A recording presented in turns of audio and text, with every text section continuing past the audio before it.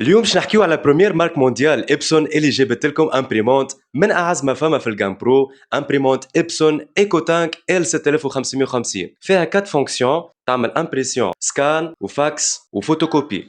نجم تتبع على اكثر من طريقه، واي في ديريكت، ايثرنت، فلاش يو اس بي، وحتى عن طريق الابليكاسيون إبسون اي برنت.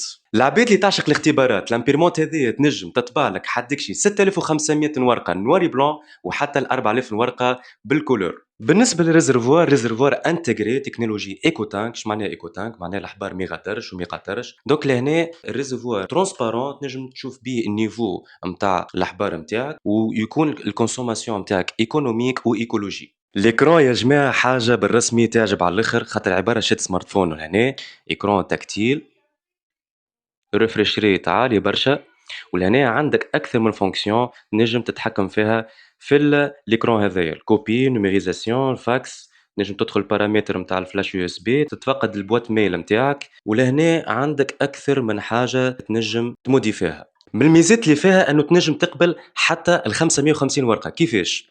عندنا لهنا دو زيتاج، ليتاج الاولاني يقبل 250 ورقه، ليتاج الثاني يقبل 250 ورقه، وعندك زاده ايتاج اخر اللي هو عباره على شارجور دي دوكيومون اوتوماتيك 50 ورقه. الدبدومه هذايا سومها كان 2 ملايين و959 ولا 2 ملايين و799.